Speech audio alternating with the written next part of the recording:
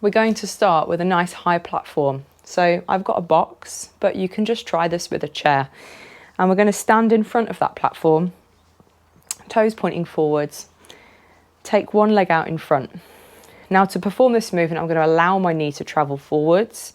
I'm going to find the platform behind me. What I'm not going to do is just sit back onto it.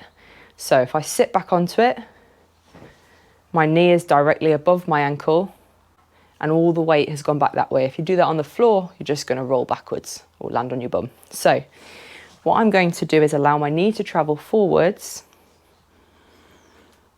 reach forwards with the hands, allow the hips to find the platform behind me, press through the foot and stand back up. From side on, it looks a little bit like this. So again, if I've just let my weight drop back and I'm down here, maybe your heel's lifted as well, but you can see the angle of my knee and my ankle as opposed to allowing the knee to travel forward, find the platform and stand up. So let's keep the heel down, allow the knee to travel ahead and make sure that we don't drop back. So we're testing both sides, making sure that we find any potential imbalances, maybe one side struggling a bit more than the other. And then I would always recommend starting on the less efficient side. You've tested a platform up high, maybe now we can start to lower that platform and see if we can get a bit deeper. I'm using a med ball and a plate, but you can use any platform, just starting to lower it down a bit more. So I'm standing in front of it, toes point forwards, and now allow the knee to travel forward, find that platform behind, grip down through the whole foot and push back up. Testing both sides again.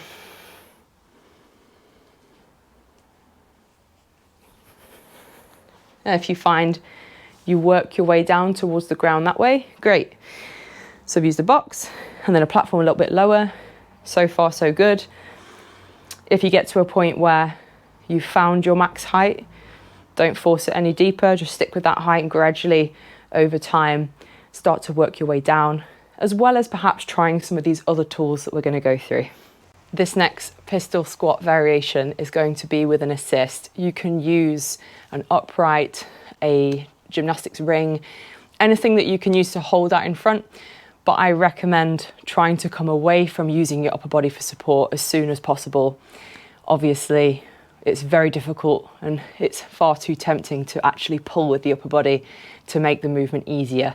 And you may be doing that without even realizing. So use this as a way to learn the movement pattern. You can add in some tools like negatives and adding those spot pauses to build more strength.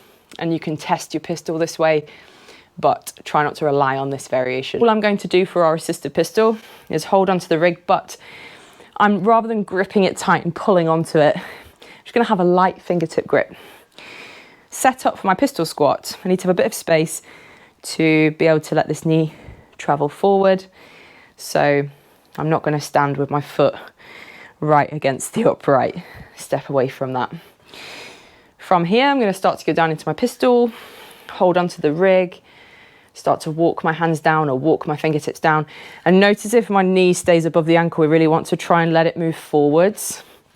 Find that bottom position. And then from there, I'm going to press through this bottom leg really lightly, or as lightly as I can, using my hands to work the way up the upright. And over time, the intention is to pull less and less and less. Okay, so one more. Come down into that pistol, lightly tapping the hands all the way down the upright, pressing through that leg coming up. So that's an assisted variation of a pistol squat that you can use. And obviously, you can try that using a gymnastic ring or anything else that you've got available to you to hold on to, even a partner to help pull you up. This next variation of pistol squat is a great way to build strength through the full range of motion in the standing leg. And we're just going to use a box or an elevated platform. Make sure it's a nice sturdy platform.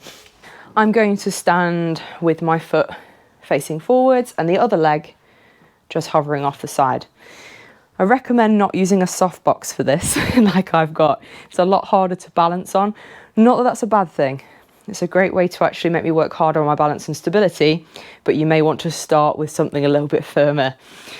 All I'm going to do from here is allow this bottom leg to travel to the floor. I can reach forwards, I can even hold on to something to begin with, and then come down and back up. I might only have just moved like a couple of inches.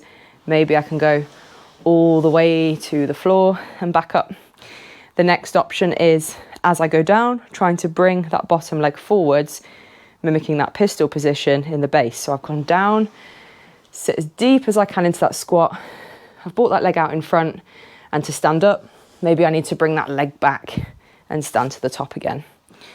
Again, come down into the bottom, bring that leg forwards. Maybe you can try and raise it up higher, but it might not go there just yet.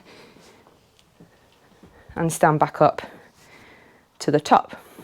Something else we can add in from there to work the strength in the extended leg, so really feel that activation into the thighs. All I'm going to do is add some compressions in the bottom. Come down, bring that leg forwards, lower it and lift it. Start to strengthen up, get this leg used to being in that position out in front, which is going to help our full pistol feel more accessible in the future. So those are some compressions that you can add in. You don't have to do that just yet. So start with sending that bottom leg down to the floor, then test being able to bring it forwards a little, and just use the box or the elevated platform to help start to build some strength, balance and awareness in that pistol squat. Our next variation of pistol is going to be with a weight bias out in front. Just going to use a plate. And first of all, I'm just going to test the negative on the way down. If that goes well, I'm then going to test the full pistol. Hold on to the plate, stand with your feet parallel, and then hold it out in front with the arms straight. Lifting one leg off the floor, allow the knee to lead. Start to come down into the bottom of your squat. Step in and stand up. So it wasn't a super slow negative. I'm just feeling how that movement pattern feels for my body. Can I control it? Do I do it without falling backwards? That weight bias is going to help me get my weight into a good position that stops me feeling like I want to fall on my bum. So now that I've tested the negative, I can do exactly the same and have a go at the full repetition. Hold the plate out in front, keep the eyes forward. Let's go all the way into the base and stand all the way back up. And you may just find to begin with that using that weight bias is a great way to bridge a gap and help you work towards the full pistol without the weight bias. So over time, you can knock this down to say a fractional or any bit of equipment that you've got that you can use and hold out in front and gradually get to the point that you do it without it. We looked at a variation of a negative pistol using a weight bias, and you can obviously make that a bit more challenging than in the previous video by slowing it down and adding pauses in certain parts of that range of motion. I'm now going to take us through a negative pistol with no weight bias, but feel free to add that in. You can also do negatives with a heel raise, and you can also do negatives to a specific platform. So working that way down onto that platform that we did using the box and the med ball. For this one, I'm setting up for my pistol, exactly the same, and I'm just going to go really nice and slow into the base. So, knee travels forwards, even adding just slight pauses through this range of motion, gripping the toes down still, really fighting it, really challenging all the way through into the bottom. The intention is not letting myself drop. Okay, so you notice just as I get to the bottom, I'm working really, really hard to hold on and build that strength in that range of motion. Again, one more. Add little pauses throughout the movement. Really trying to spend time through the areas that feel the most challenging rather than wasting all the energy in the parts of the movement that already feel really strong. When we find that our range of motion in our ankle is limited and the knee is then unable to travel forward without the heel lifting up, then what can really help bridge that gap is to use a little weight underneath your heel. It's going to be a fractional plate or maybe something a little bit bigger. Just elevate my heel on top of it.